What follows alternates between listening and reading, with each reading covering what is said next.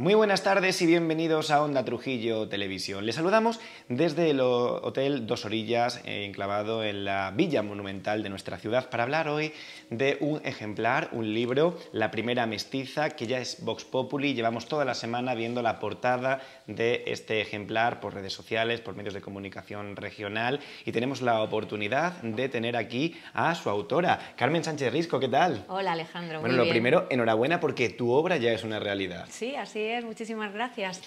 Ha sido un trabajo duro, muy largo, muy exigente, pero por fin tenemos a la criatura aquí, sí.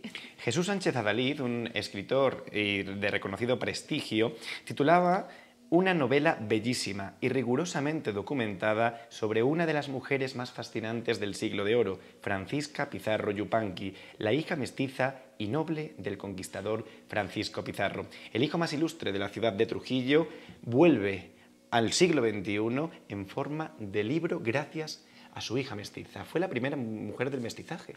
Sí, fue la primera mestiza noble del Perú. Es importante hacer este matiz porque ya hay mucha gente. No es la primera mestiza, evidentemente, ¿no? Desde el momento en el que Cristóbal Colón desembarca en América, bueno, pues el mestizaje empieza a darse. La particularidad de este personaje de Francisca Pizarro es que es la primera mestiza heredera de las dos fuerzas enfrentadas y con poder, además de ser la primera mestiza legitimada por la corona. Esto ya la convierte en un personaje, bueno, pues, que tiene un mayor poder y una mayor relevancia desde el punto de vista histórico y también político en el momento, vamos. Sin duda. Carmen, quiero hacer brevemente un repaso sobre tu vida, porque muchas personas te conocen, pero otras pues habrán oído hablar de ti, pero no te ubican en la sociedad trujillana. Eres periodista, estudiaste también un doctorando en Historia, si mal no recuerdo. Hice la carrera de Historia, sí, y me especialicé además en Arqueología, pero bueno, que yo siempre he tenido mi parte de historiadora como muy viva y hace ya un tiempo que he intentado unificar las dos facetas, la de periodista y la de historiadora, y me dedico un poco pues eso, a la divulgación histórica en medios de comunicación, en cine, en televisión, en el audiovisual, y bueno, pues ahí este es el momento en el que están confluyendo las dos partes. Vinculada a nuestra ciudad por el famoso y tradicional Hostal León de Trujillo. Eso tu padre, es. León Sánchez, puso bueno, y tu madre, por supuesto, ayuda incondicional de tu padre, que siempre dejamos a las madres en un segundo lugar, y en tu caso es muy importante. En un lugar enclavado también dentro del sector turístico de toda la vida en la ciudad de Trujillo. Periodista también de Canal Extremadura, has trabajado mucho en la televisión regional, también en la radio sobre todo. Sí, he hecho mucha radio, lo que pasa que la radio la he hecho, o sea, aquí en Canal Extremadura no, he estado en Radio en Onda Madrid, en la radio de Telemadrid, he estado también en otra emisora que era a nivel nacional, que se llamaba Evolution, y luego sí, aquí en Canal Extremadura, bueno, la gente sobre todo me reconoce por el programa de medio ambiente. Exacto. Porque hice como 130 programas, o sea que estuve un montón de tiempo y además estuvo muy bien porque fue una aventura que me permitió conocer toda mi tierra, que yo siempre digo, qué bonita es Extremadura por ahí fuera, cuando en realidad yo no conocía ni una, no sé, tercera parte de lo que es Extremadura, y fue gracias a ese programa. Luego después he presentado otros programas de verano, por ejemplo Al Fresco, también una tira diaria de humor que se llamaba Reír que son 2 días. Luego dirigí también documentales para Canal Extremadura, ahí ya como productora también, o sea que estoy muy vinculada evidentemente a la tele de nuestra tierra. Ahora de nuevo afincada en la ciudad de Conquistadores, desde aquí pues coordinas todos los proyectos que tienes, porque también he visto alguna pincelada con programas de ámbito nacional. Sí, efectivamente, ahora estoy pendiente de que se estrene un programa con Boris Izaguirre, sí, que es también un programa de divulgación histórica. Todavía no sabemos si, casi seguro irá a La Sexta, pero no se sabe si finalmente se emitirá en Antena 3. Y luego, bueno, pues hago también muchas cosas con Telemadrid, también he estado grabando hace poco para Discovery, otra cosita. Entonces sí, estoy más asentada ahora aquí en Trujillo, aunque viajo a Madrid con frecuencia, pero sí, aquí va. Es la suerte que tenemos de vivir aquí porque estamos a 2 horas, entonces es un paseo prácticamente como quien dice. Hablaremos de más temas contigo en próximas entrevistas, aprovechando que ya estás de nuevo establecida en la ciudad de Trujillo.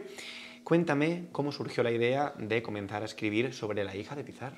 Bueno, pues esto surgió hace ya muchísimo tiempo y a mí me tenía bastante fascinada el personaje. De hecho, yo empiezo a investigar el personaje, a asomarme a la vida del personaje en el año 2009 más o menos, a escribir, investigar ya en serio de manera concienzuda a partir del 2013 más o menos, hace 10 años. A mí me encantó el personaje. Cuando empecé a estudiarla me di cuenta de la carga dramática que tiene, que es algo que pasa desapercibido. Tiene una vida que supera con creces cualquier ficción, y entonces empecé a estudiarla, empecé a escribir, y esto forma parte de un proyecto mucho más ambicioso, que es una serie de televisión y un documental. En ese recorrido es cuando aparece un amigo, me pone en contacto con las editoras de HarperCollins.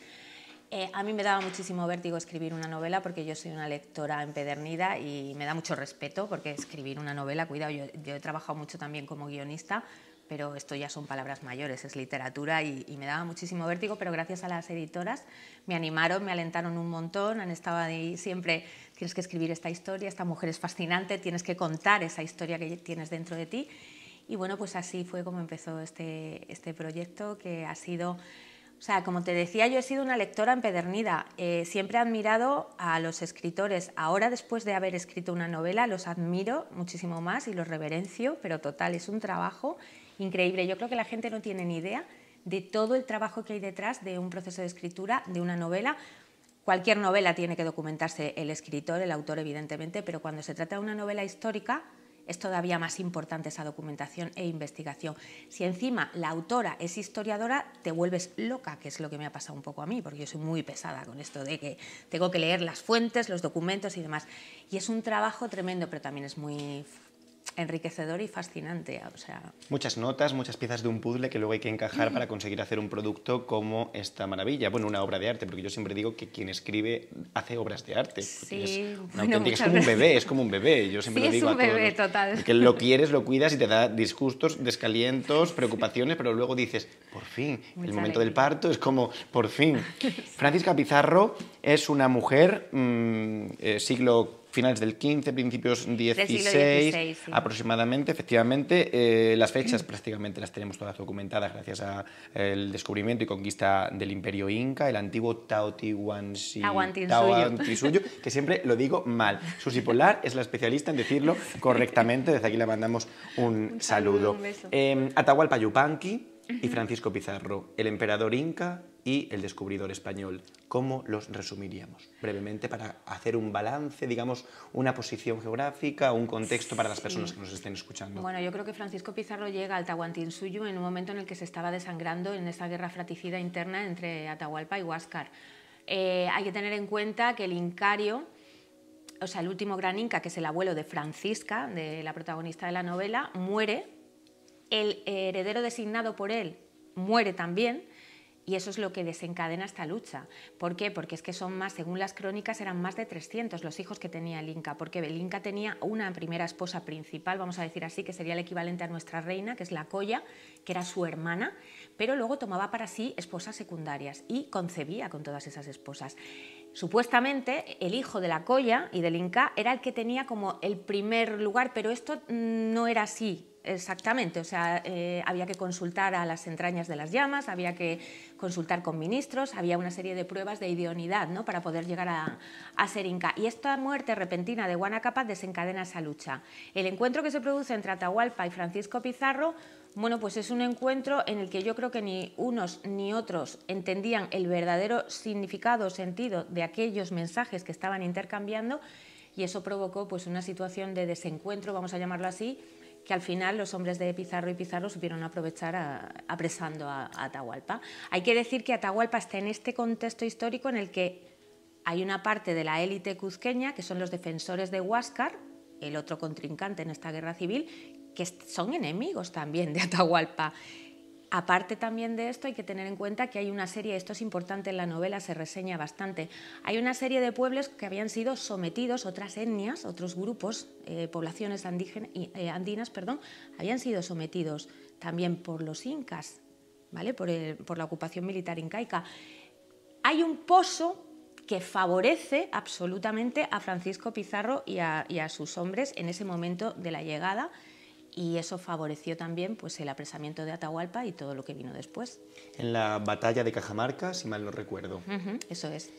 La historia de Trujillo está vinculada a Francisco Pizarro. A mí siempre me ha hecho mucha gracia cómo nosotros nos quedamos en 10.000 habitantes, hemos llegado a 15.000 a lo largo del pasado, pero en el fondo Trujillo del Perú, los diferentes Trujillos que luego se fundaron en el Nuevo Mundo, crecieron muchísimo más que nosotros. Nosotros nos quedamos estancados en el pasado con la riqueza histórica que nos representa, de que aquí fue el lugar donde nacieron nuestros tan ilustres antepasados, pero luego en el fondo, pues allí realizaron pues ese nuevo mundo y creando pues la Nueva Castilla con la gobernación de Francisco Pizarro, la Nueva Toledo, que lo tienes muy bien explicado aquí en la de portada, con la gobernación de Diego de Almagro. Parece increíble que Diego de Almagro y Francisco Pizarro intentaran luchar también por el poder, al final asesinando Diego de Almagro, un propio español, a su compatriota. Es algo increíble. Es que el poder envenena, ¿sabes? O sea, al final el poder corrompe y eso se crean muchas desavenencias. Yo creo que la desavenencia entre Almagro y Francisco Pizarro venía justo desde el tiempo de la capitulación, porque es cierto que quien viaja a firmar esa capitulación con el monarca, quien acude a España, es Francisco Pizarro,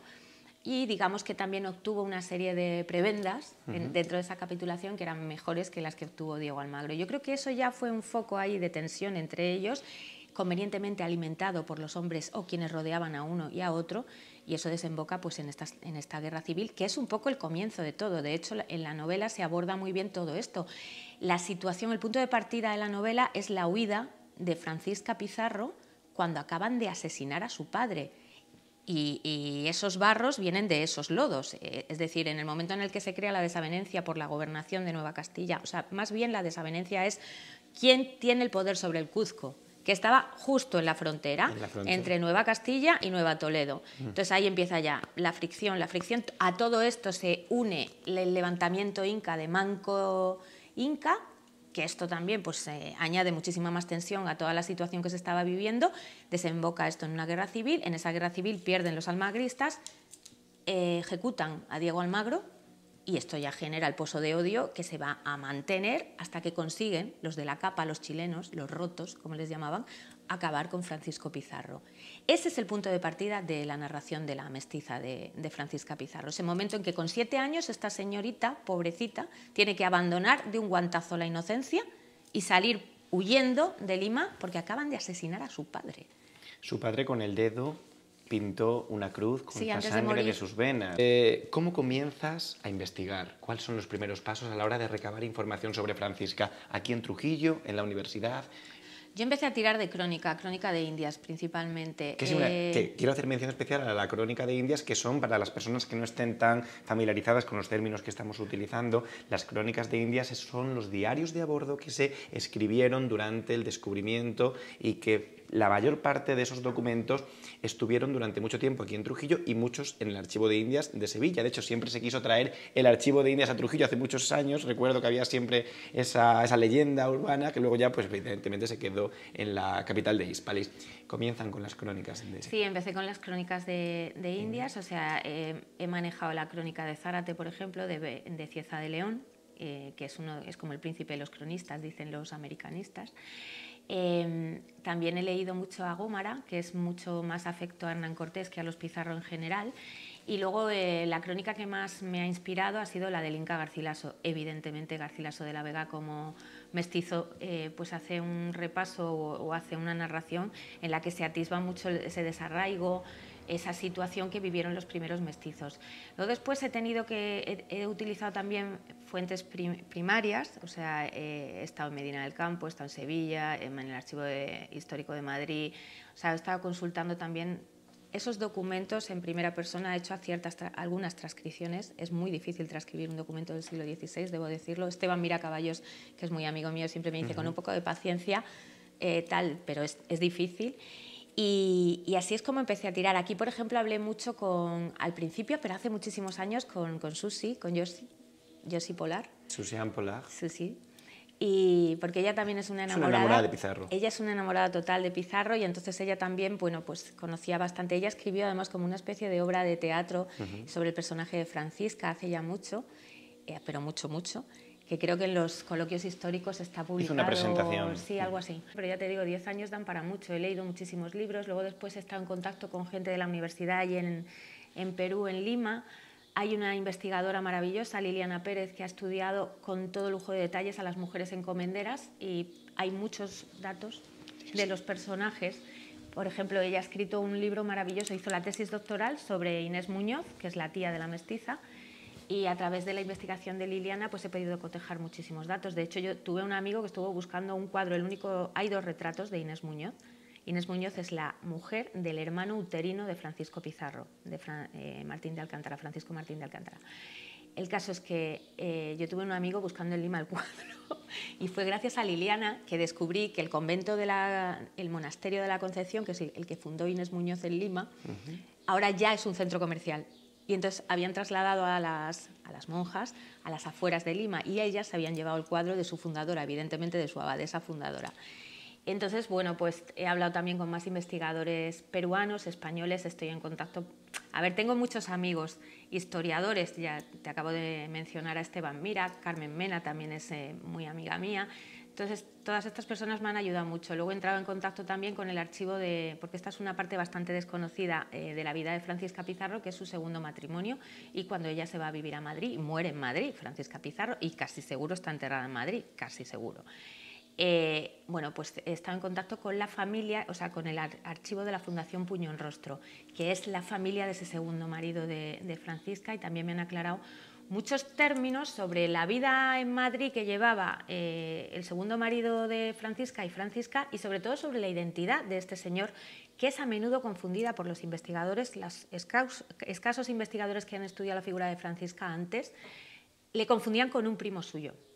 ¿Vale? Y por eso erróneamente siempre se decía que murió muy poco tiempo después de morir Francisca Pizarro. Esto no es cierto. Él, 10, 12 años después de morir Francisca, seguía con el pleito, seguía litigando y seguía estando vivo y coleando en Madrid con su padre y con sus hermanos. Es impresionante porque nos podríamos tirar horas hablando de la familia Pizarro. Y los que nos gusta la historia, a mí la familia de los Pizarro me parece siempre impresionante, sí, increíble y además con una gesta que dejaron descubridora espectacular y sin duda alguna podríamos tirarnos horas que ojalá se materialice en esa superproducción cinematográfica o con un documental a modo de serie en la que Trujillo también tendría un papel fundamental, porque aquí tenemos el buque insignia de la familia Pizarro, que es el Palacio de la Conquista. El Palacio de la Conquista, que además ya no solamente es buque insignia de la familia Pizarro, sino es un buque insignia del mestizaje y un homenaje al mestizaje, y es una de las cosas que siempre se pasa por encima de ellas, no entiendo bien por qué, pero solo con asomarte al Palacio de la Conquista ya vas a toparte con un dato importante, y es que la memoria andina está en sus cornisas, en sus ornamentos, o sea, hay restos y alusiones incaicas al arte incaico y andino en muchos elementos. Y luego un dato importante es el tema de los bustos, ¿vale? Algunos investigadores sostienen que es Roque Balduque. Roque Balduque estaba muerto, había fallecido ya, cuando se encargaron esos bustos del Palacio de la Conquista.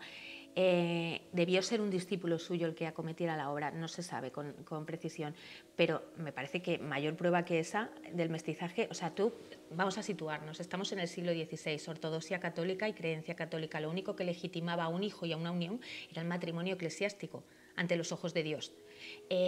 Francisco Pizarro no se casó eclesiásticamente con Inés Huaylas, con Quispe Sisa. ¿Tú de verdad crees que ese busto de una mujer que podríamos llamar concubina, porque en la época era una concubina, era una amante, era una compañera, no era una esposa, ni la veían así, con esos ojos, el hecho de que ese busto esté ahí es porque Francisca Pizarro es quien está detrás de la organización de la construcción y de lo que ordena, o sea, lo que decora sobre todo el escudo. Hernando no creo que de motu propio hubiese consentido eso. Si nos ponemos y contextualizamos muy bien la creencia de la época.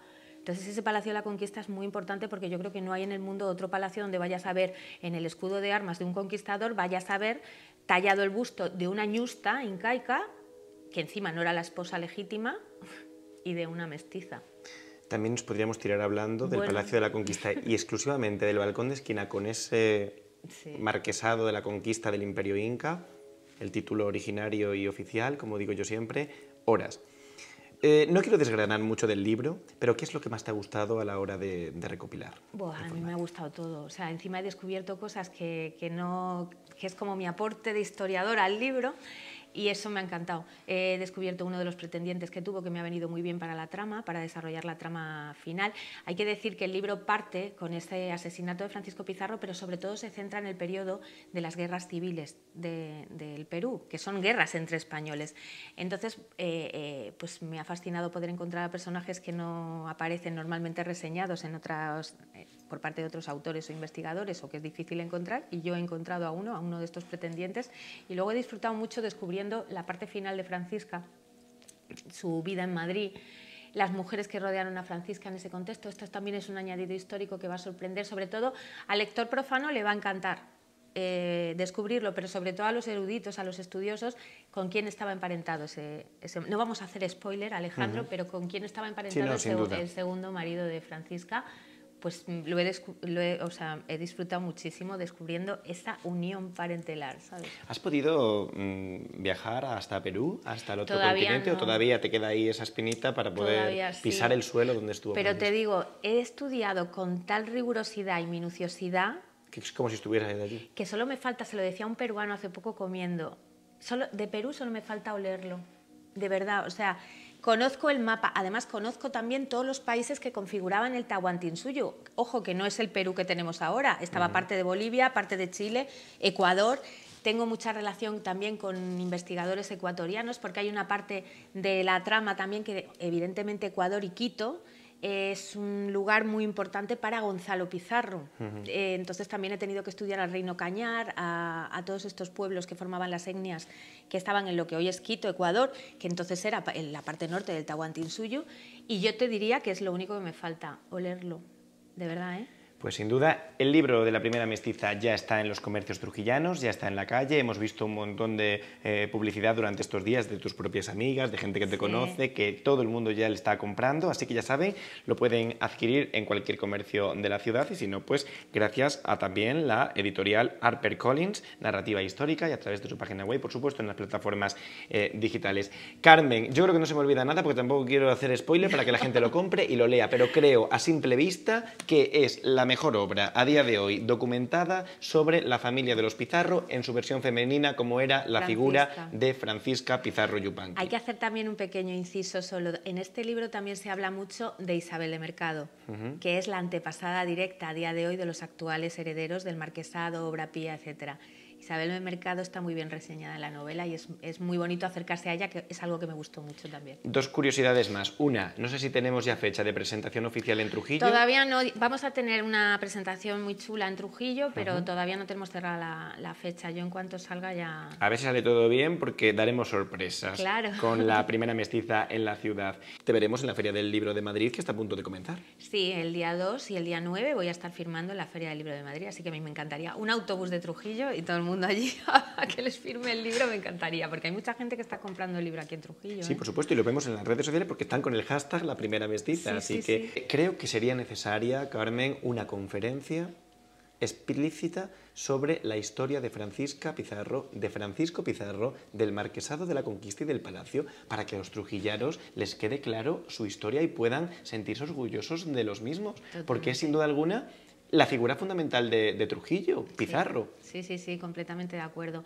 Y conocer en detalle cómo se hizo, esto también se narra un poco en la novela, cómo empieza a construirse, todos los sinsabores que conllevó la construcción del Palacio de la Conquista, porque pasó de todo, parece un thriller, pero es verdad, es que sucedió así, y sería interesante que todo el mundo compartiera todo lo que hay entre esas piedras y lo que supuso poder construir ese emblema, que es un emblema y un homenaje al mestizaje absoluto. Pues esperamos que pronto nos puedas dar una conferencia, porque es un gusto escucharte. Los que ya te conocíamos y sabíamos de tu trayectoria profesional, te hemos escuchado en programas o en programas de radio, pues es muy agradable escuchar tu voz, y es algo que los periodistas nos da bien a la hora de poder hablar y transmitir pues la historia, en este caso, además contigo como doble factor al ser historiadora. Sería estupendo pues que pudieras dar una serie de conferencias sobre Pizarro, porque es que muchas veces somos unos auténticos incultos a la hora de decir quién era Pizarro. Pues sí, el señor que está en la Plaza Mayor de Trujillo encima de un monolito, pero señor, que fue el primer, yo siempre lo digo, trujillano, cacereño, extremeño, español, europeo, en descubrir ese gran imperio También, por supuesto, luego Francisco de Orellana, Inés de Escobar, la primera mujer brava extremeña que llegó... María de Escobar, María de sí. Escobar, que llegó desde allí, Inés Suárez. Suárez en Plasencia, o sea, que tuvimos un montón de extremeños y cacereños que fueron maravillosos, Núñez de Balboa, o sea, es que hemos tenido un montón de gente que muchas veces parece que nos quedamos en el olvido y están ahí, pero gracias a obras como la tuya se pueden volver a relucir. Yo creo que es importante que reivindiquemos a todos esos personajes y que paremos ya de tener esta corriente extraña de, no sé, de avergonzarnos o de que no suscite nuestro interés, porque a día de hoy, por ejemplo, muchos de los productos que consumimos aquí, nosotros una patatera, una prueba sin pimentón no la concebimos, el pimentón vino de allí, lo trajeron ellos. Ahora mismo el ceviche se hace con cítricos en Perú, los limones, los cítricos, las naranjas, los duraznos los llevó Inés Muñoz allí, y allí se consumen olivas gracias a esta mujer. Entonces vamos a quedarnos también con eso, ¿no? Y vamos a recordarlo eso. Parece también. que ahora, ya en pleno siglo XXI, resurge la leyenda negra, como que esto fue todo tremendo, que eso ya nos da para otro capítulo,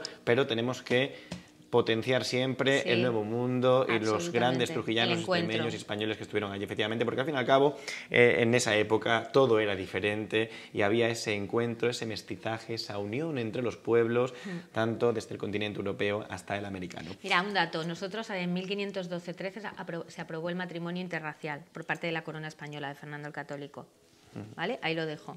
¿Ahí empezó el mestizaje? Ahí empezó el mestizaje, pero aprobado legítimamente. Es decir, esto en Estados Unidos, en las 13 colonias, lo que luego sería Estados Unidos, creo que no se aprueba hasta el año 1720 o algo así. Sin duda. Pues muchísimas gracias por haber estado con nosotros. Y a ustedes, ya saben, tienen el libro en las tiendas de Trujillo. Aquí tienen la portada con Inés, la primera mestiza. Francisca Pizarro, en ese maravilloso, pues, en el Amazonas prácticamente, en esa selva andina, sí. Andina que tanta curiosidad, profundidad nos transmite y con tanta, pues, intriga a la hora de cómo vivieron esos expedicionarios que llegaron allí y se encontraron con todo tipo de dificultades, pero que en el fondo, hoy en día, gracias a obras como la de la escritora y periodista Carmen Sánchez de Risco, hemos conseguido rememorar y valorar su figura. Muchísimas gracias, nos tienes para lo que necesites. Muchas gracias. Y cualquier novedad pues nos vas informando para dar a conocer gracias a nuestra emisora.